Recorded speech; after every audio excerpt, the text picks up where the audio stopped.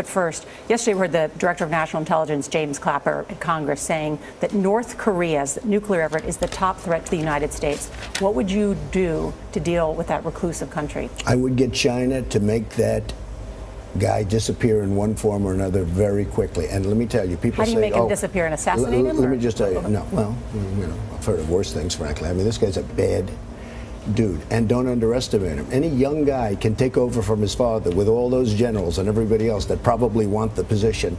This is not somebody to be underestimated. China has control. I'll tell you why. Because China has control, absolute control of North Korea. They don't say it, but they do. And they should make that problem disappear. China is sucking us dry. They're taking our money, they're taking our jobs, they're doing so much. We have rebuilt China with what they've taken out. We have power over China. China should do that. Now, we can force the Chinese to take care of North Korea? I would force the Chinese to do it economically. Economically, Charlie. They're sucking the money out of us. We have a trade deficit this year with China, $500 billion. They're taking money out of our country. They're taking our jobs. They hold all our debt, too. Well, you know what? I mean, we owe them, think of it. They take our money, they take our jobs, they take our base, and guess what we owe? Okay. We owe them $1.7 trillion, okay? But we have a lot of power over China. Don't underestimate it. So you were saying to Nora's question, you would leave it up to the Chinese? No, I wouldn't leave it up to them. I'd say, you got to do it. You got to do it. And if they said no, you would do what? I'd be very tough with them on trade. If they said no, what would you do? I would very strongly stop them from ripping. I'm going to stop them anyway to a certain extent, but maybe I'd do it a little bit more forcefully.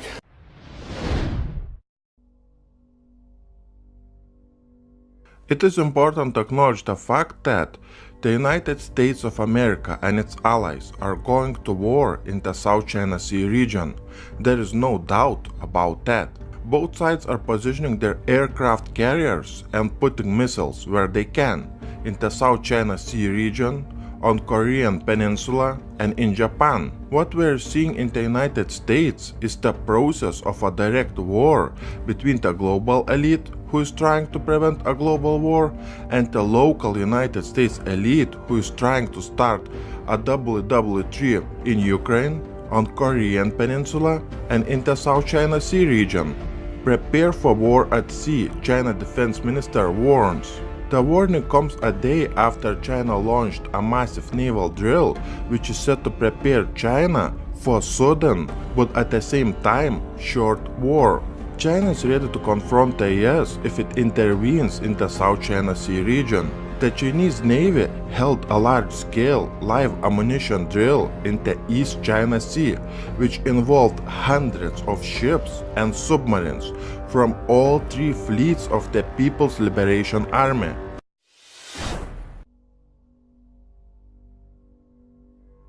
I cannot stress this enough, but the signs of the beginning of WW3 are everywhere.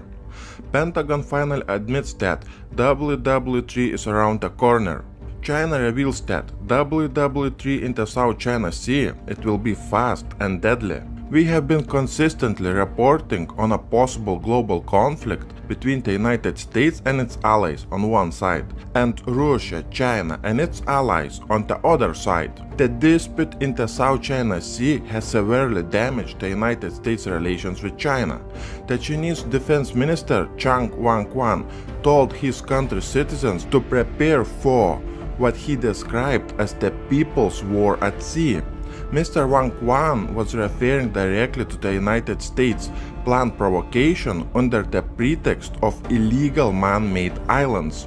China has been positioning and testing its nuclear weapons and planning military drills on its waters together with Russia. Even the United States has confirmed that China has tested an intercontinental ballistic missile which is capable of striking the United States of America within half an hour. China is very concerned about the deployment of THAAD missile systems in South Korea. South Korea clearly shows that it prefers military ties with the US over the normal relations with China. In response, China is likely to take some military and political steps against the United States and South Korea. The South Korean authorities will carry out an additional testing of the electromagnetic emission of the THAAD missile defense system, which is already deployed in the country.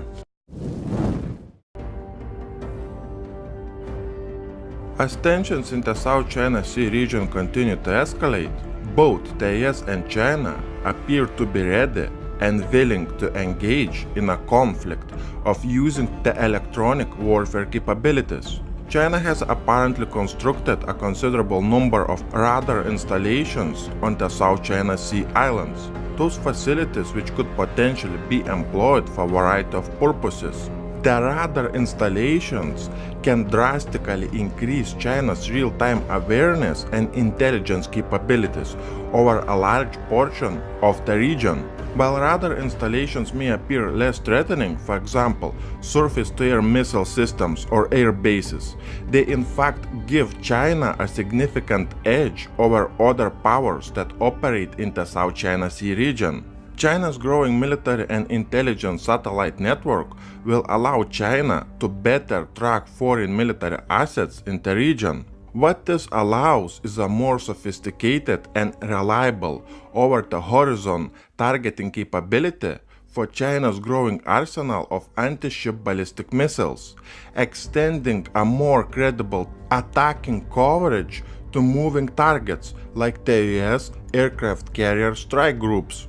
Washington deployed 4 US Navy EA-18G Growler electronic attack aircraft to the Philippines for combat training missions. This type of aircraft, which is in fact capable of neutralizing radars like the ones employed by China in the South China Sea region. At this rate, it becomes increasingly possible that the US and China would engage into a direct conflict where electronic warfare will be used, deploying additional electronic warfare assets in an attempt to gain the advantage in this new dimension of the ongoing standoff between the US and China.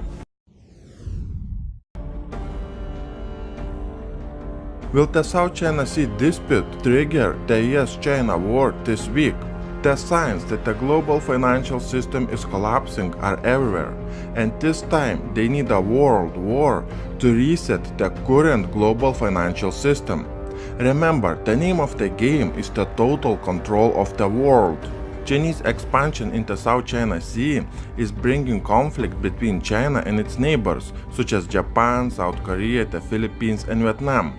A short while ago, 2,000 miles to the east, the US forces from around the Pacific were gathering the Valiant Shield exercise, a 2-week drill with 18,000 personnel, 180 aircraft, and the aircraft carrier USS Ronald Reagan among the other warships. The participating forces exercised a wide range of capabilities and demonstrated the inherent flexibility of joint forces. The range of capabilities included maritime security operations, anti-submarine and air defense exercises, amphibious operations, and other elements of complex war.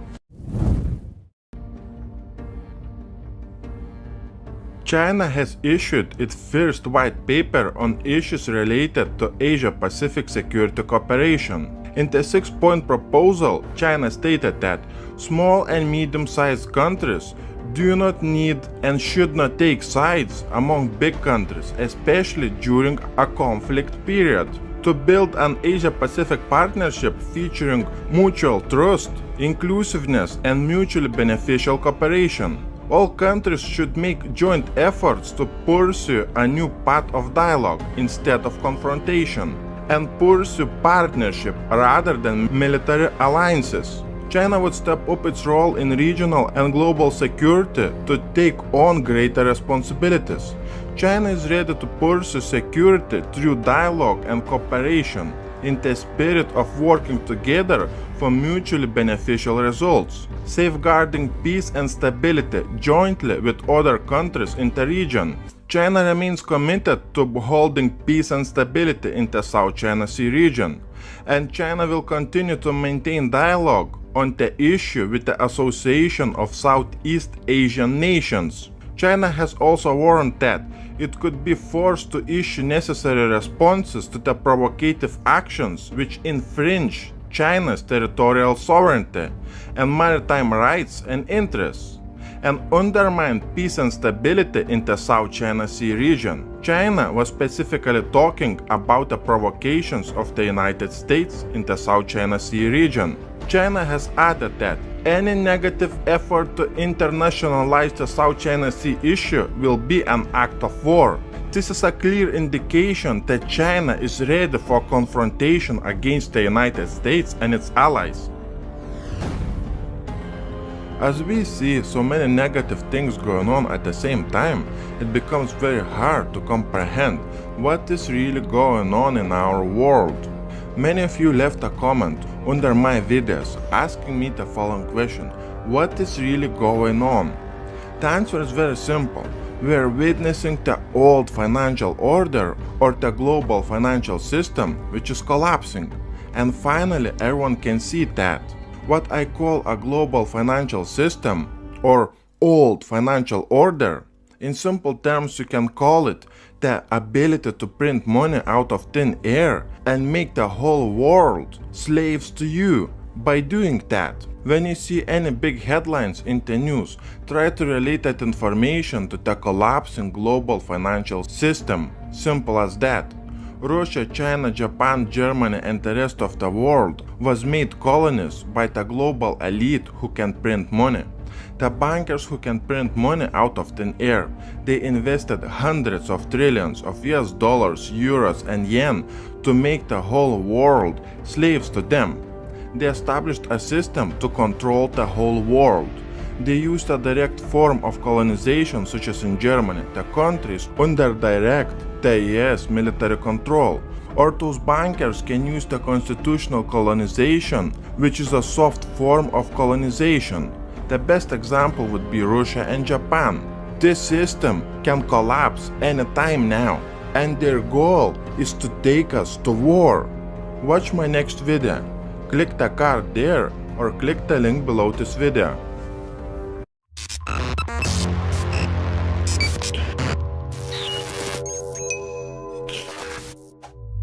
China has control. I'll tell you why. Because China has control, absolute control of North Korea. They don't say it, but they do. And they should make that problem disappear. China is sucking us dry. They're taking our money, they're taking our jobs, they're doing so much. We have rebuilt China with what they've taken out. We have power over China. China should do that. Now, we Iran, could force the Chinese to take care of North Korea? I would force the Chinese to do it economically. do it? Economically, Charlie. They're sucking the money out of us.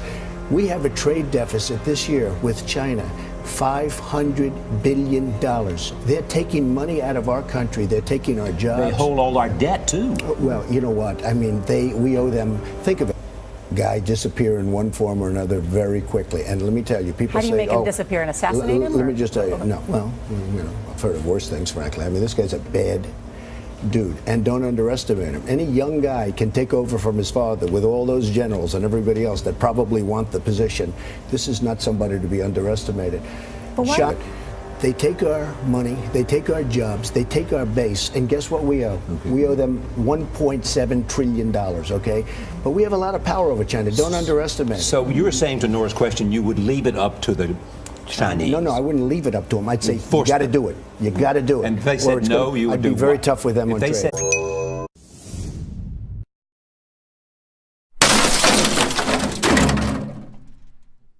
But first, yesterday we heard the Director of National Intelligence, James Clapper, at Congress saying that North Korea's nuclear effort is the top threat to the United States. What would you do to deal with that reclusive country? I would get China to make that